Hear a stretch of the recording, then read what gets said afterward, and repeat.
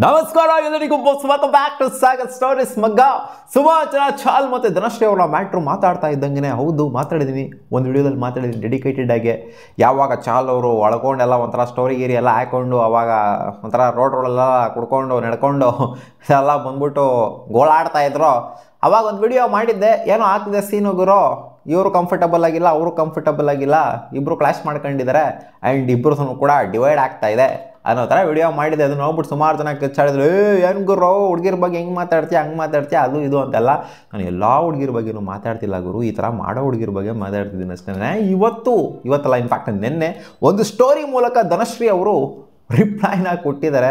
ಎಲ್ಲ ಸೋಷಿಯಲ್ ಮೀಡಿಯಾದಲ್ಲಿ ಏನೇನು ಆಗ್ತಾ ಇದೆ. ಹೌದು, ನನಗೂ ಕೂಡ ಇದೊಂಥರ ಓವರ್ ಅಂತ ಅನ್ನಿಸ್ತು. ಸೋಷಿಯಲ್ ಮೀಡಿಯಾದಲ್ಲಿ ಆಗ್ತಿರೋದೇ ಬೇರೆ, ಏನೇನೇನೇನೇನೋ ಆಗ್ತಾ ಇದೆ, ಬಟ್ ಮ್ಯಾಟ್ರು ಕರೆಕ್ಟಾಗೇ ಆಗಿದೆ. ಸೊ ಅದನ್ನೇ ಇಟ್ಕೊಂಡು ಸುಮಾರು ಜನ ಏನೇನೇನೋ ಸ್ಪ್ರೆಡ್ ಮಾಡ್ತಾ ಇದ್ದಾರೆ. ವಿರಾಟ್ ಕೊಹ್ಲಿ ಅವ್ರು ಬೈತಾರಂತೆ ಧನಶ್ರೀಗೆ, ಅನುಷ್ಕಾ ಶರ್ಮಾ ಬೈದ್ರಂತೆ ಧನಶ್ರೀಗೆ, ಇನ್ನು ಏನೇನೇನೋ ಗುರು. ಆಮೇಲೆ ಚಾಲ್ಗೆ ವಿರಾಟ್ ಕೊಹ್ಲಿ ಅವರು ಸಮಾಧಾನ ಹೇಳಿದ್ರಂತೆ, ಆ ವಿಡಿಯೋ ಕಾಲು ಈ ವಿಡಿಯೋ ಕಾಲ್ ಅಂತ ಏನೇನೋ ಎಡಿಟಿಂಗ್ ಎಲ್ಲ ಮಾಡಿಕೊಂಡು ಇಲ್ಲಿ ತೋರಿಸ್ತಾ ಇದ್ದೀನಿ. ತುನೇ ದಾರು ಕ್ಯೂಪಿ ಏನೋ ಕೊಡ್ದೆ ಗುರು ನೀನು ಅಂತ ವಿರಾಟ್ ಕೊಹ್ಲಿ ಅವ್ರು ಕೇಳೋದು. ಸೊ ಇದೆಲ್ಲ ವಿಡಿಯೋ ಕಾಲ್ ಥರ ಇದೆಲ್ಲ ಎಡಿಟಿಂಗ್ ಮಾಡೋದು, ಯಾವಾಗಲೂ ಮಾತಾಡಿರೋದು ತೊಗೊಂಡ್ಬಿಟ್ಟು ಮರ್ಜ್ ಮಾಡಿಬಿಟ್ಟು ಎಡಿಟಿಂಗ್ ಮಾಡಿಬಿಟ್ಟು. ಸೊ ಈ ಥರ ಸಿಕ್ಕಾಪಟ್ಟೆ ಹರಿದಾಡ್ತಾ ಇದೆ. ಆ್ಯಂಡ್ ಧನಶ್ರೀ ಅವ್ರನ್ನ ತೀರಾ ಕೆಟ್ಟದಾಗೆ ತೋರಿಸೋವಂಥ ಪ್ರಯತ್ನ ಅಂತೂ ಎಲ್ಲ ಕಡೆಯಿಂದ ಆಗ್ತಾಯಿದೆ. ಗುರು ಏನಕ್ಕೆ ತೋರಿಸ್ಬಾರ್ದು, ಇವಾಗ ಏನಕ್ಕೆ ತೋರಿಸ್ಬಾರ್ದು? ಚಾಲ್ ಲೈಫ್ ಹಾಳಾಗೋಯ್ತಲ್ಲ ಗುರು ಹುಡುಗಿಯಿಂದ, ಏನಕ್ಕೆ ತೋರಿಸ್ಬಾರ್ದು? ಕೆಟ್ಟದಾಗ ತೋರಿಸಿ ಬಿಡು, ಏನೋ ಎಡಿಟಿಂಗೇ ಮಾಡ್ಕೊಂಡು ಏನೋ ಹೆಂಗೋ ತೋರಿಸ್ಲಿ ಬಿಡು. ಏನು ಇವಾಗ ಆಗಿರೋದನ್ನ ತೋರಿಸ್ಲಿ ಪರವಾಗಿಲ್ಲ, ಆಗದೆ ಇರೋದನ್ನೆಲ್ಲ ತೋರಿಸ್ತು ಅಂದರೆ ಎಂಥವ್ರಿಗಾದರೂ ಅಲ್ಟ್ ಹಾಗೆ ಆಗುತ್ತೆ. ಇವಾಗ ಅನುಷ್ಕಾ ಶರ್ಮಾ ಬೈದಿರೋದಾಗಲಿ, ಬೈದ್ರು ಅಂತ ಎಡಿಟಿಂಗ್ ಮಾಡಿಬಿಟ್ಟು ತೋರಿಸೋದಾಗಲಿ, ಸೊ ಇದೆಲ್ಲ ಆಗ್ತಾಯಿದೆ. ಅದು ಇವರಿಗೆ ಸಿಕ್ಕಾಪಟ್ಟೆ ಹರ್ಟ್ ಆಗಿದೆ. ಅದ್ರ ರಿಲೇಟೆಡ್ ಒಂದು ಪೋಸ್ಟ್ನ ಹಾಕ್ಕೊಂಡಿದ್ರೆ, the past few days has been incredibly tough for me and my family ಅಂತ ಹಾಕ್ಕೊಂಡಿದ್ದಾರೆ. ಆಮೇಲೆ what's truly upsetting is the baseless writing. ಏನೇನೋ ಬಾಯಿಗೆ ಬಂದಂಗೆ ಬೈತವ್ರೆ, ಆರ್ಟಿಕಲ್ಸ್ ಆಗಿರ್ಬೋದು ಅಥವಾ ವಿಡಿಯೋ ಎಡಿಟಿಂಗ್ ಆಗಿರ್ಬೋದು, ಬಾಯಿಗೆ ಬಂದಿದ್ದು ಬರೀತವ್ರೆ, ಏನೇನು ಬೇಕೋ ಅದನ್ನ ಹಾಕ್ತವ್ರೆ. ನಿಜ ಏನು ಅಂತ ನನಗೆ ಗೊತ್ತು, ನನಗೆ ನಿಜ ಗೊತ್ತು, ನನಗಷ್ಟು ಸಾಕು. ಆ್ಯಂಡ್ ನಾನು ಯಾರಿಗೂ ಕೂಡ ಇಲ್ಲಿ ಜಸ್ಟಿಫಿಕೇಷನ್ನ ಕೊಡಬೇಕಾಗಿಲ್ಲ. ನನ್ನ ನಿಜ, ನನ್ನ ಆಟಲ್ಲಿ ಏನಿದೆಯೋ ಅದು ನನಗೆ ಗೊತ್ತು. ಬೇರೆಯವ್ರಿಗೇನೋ ನಾನು ಜಸ್ಟಿಫಿಕೇಷನ್ ಕೊಡೋವಂಥದ್ದು, ಇಲ್ಲಿ ಸೊಸೈಟಿಗೆ ಎದುರುಕೊಳ್ಳೋವಂಥದ್ದು ಅದು ಇದು ಅಂಥದ್ದೆಲ್ಲ ಏನೂ ಮಾಡಿಲ್ಲ.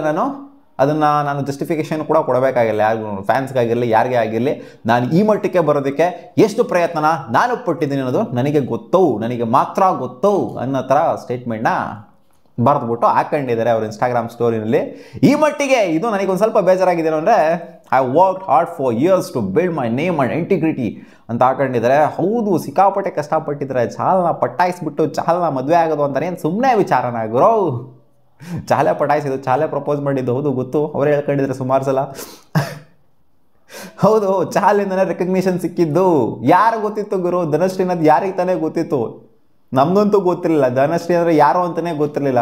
ಚಾಲ್ನ ಮದುವೆ ಆಗ್ತಾವ್ರೆ ಅಂತ ಅಂದಾಗ್ಲೇ ಗೊತ್ತಾಗಿದ್ದು, ಏನು ಗುರು ಹಿಡಿಯೋದಿಡಿತ ಸರಿಯಾಗಿರೋದೇ ಹಿಡ್ದೈದಲ್ಲ ಗುರು, ಚಾಲ್ ಕಾಕ, ಚಾಲ್ ಭಯ್ಯ ಅನ್ನೋ ಥರ ನಮಗೆ ಅನಿಸಿತ್ತು ಆ ಟೈಮಲ್ಲಿ. ಇವಾಗಲೂ ಕೂಡ ಅದೇ ಅನ್ನಿಸ್ತಾ ಇತ್ತು. ಬಟ್ ಸೀನ್ ಎಲ್ಲ ಇವಾಗ ಕಂಪ್ಲೀಟ್ಲಿ ಡಿಫ್ರೆಂಟ್ ಆಗಿ ಹೋಗ್ಬಿಟ್ಟಿದೆ. ಬಟ್ ಇದನ್ನೇನು ಹೇಳಿದ್ದಾರೆ ಇವರು, ನಾನು ಸಿಕ್ಕಾಪಟ್ಟೆ ಕಷ್ಟಪಟ್ಟಿದ್ದೀನಿ, ಕಷ್ಟಪಟ್ಟಿರ್ಬೋದು ಇವರು. ಬಟ್ ಈ ರೇಂಜಿಗೆಲ್ಲ ಪಾಪ್ಯುಲರ್ ಆಗೋದಕ್ಕೆ ಇಂಡಿಯಾಗೇ ಗೊತ್ತಾಗುವಂಥದ್ದೆಲ್ಲ ಇವರು ಹಂಗೆ ನೋಡೋಕೆ ಹೋದರೆ ಏನೂ ಮಾಡಿಲ್ಲ.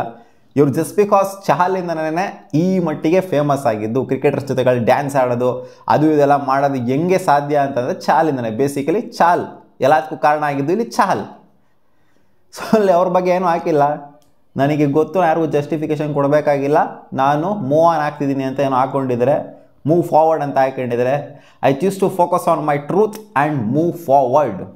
ನನಗೆ ಸತ್ಯ ಏನೋ ಅಂತ ಗೊತ್ತೋಗೋರೋ ನಾನು ಮುಂದಕ್ಕೆ ಹೋಗ್ತಾ ಇದ್ದೀನಿ, ನಿಂತ್ಕೊಳಲ್ಲ ಎಲ್ಲೂ. ನಾನು ಯಾರಿಗೂ ಜಸ್ಟಿಫಿಕೇಷನ್ ಕೊಡಬೇಕಾಗಿಲ್ಲ ಅಂತ ಹಾಕ್ಕೊಂಡಿದ್ದಾರೆ. ಸೊ ಇದು ಉತ್ತರ ಕೊಡುತ್ತೆ ಅಂತ ಅಂದ್ಕೊಂಡಿದ್ದೀನಿ. ಕೊಡುತ್ತೆ, ಇದು ಆ್ಯಕ್ಚುಲಿ ಉತ್ತರ ಕೊಡುತ್ತೆ, ಮೂವ್ ಆನ್ ಆಗ್ತಾ ಇದ್ದಾರೆ ಅಂತ. ಇನ್ನೂ ಏನು ಸ್ಪೆಷಲ್ಲಾಗಿ ಪ್ರಿಸೈಸ್ ಆಗಿ ನಾನು ಅಫಿಷಿಯಲಿ ಅನೌನ್ಸ್ ಆಗಬೇಕಷ್ಟೇ. ಅಫಿಷಿಯಲಿ ಇಬ್ಬರು ಕಡೆ ಅಫಿಷಿಯಲಿ ಇನ್ನೇನು ಅನೌನ್ಸ್ ಆಗುತ್ತೆ.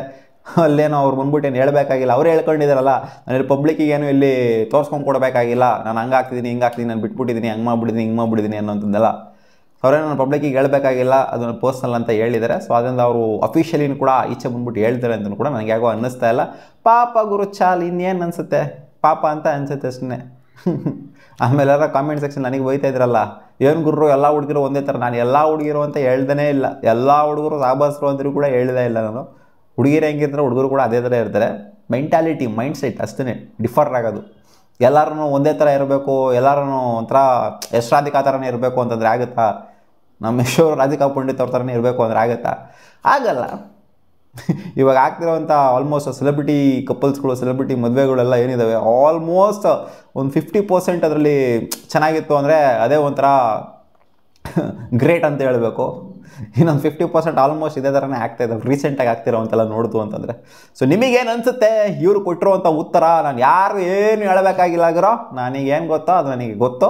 ನಾನು ಯಾರಿಗೂ ಏನು ಆನ್ಸರಬಲ್ ಆಗಿಲ್ಲ ಆ್ಯಂಡ್ ನಾನು ಯಾರಿಗೂ ಕೂಡ ಕ್ಲಾರಿಟಿ ಏನೂ ಕೊಡಲ್ಲ ಅಂತ ಹೇಳಿದೆ. ಕಾಮೆಂಟಲ್ಲಿ ಹಾಕಿ ನಿಮ್ಮ ಅಭಿಪ್ರಾಯನ. ಸಿಗೋಣ. ಒಬ್ಬ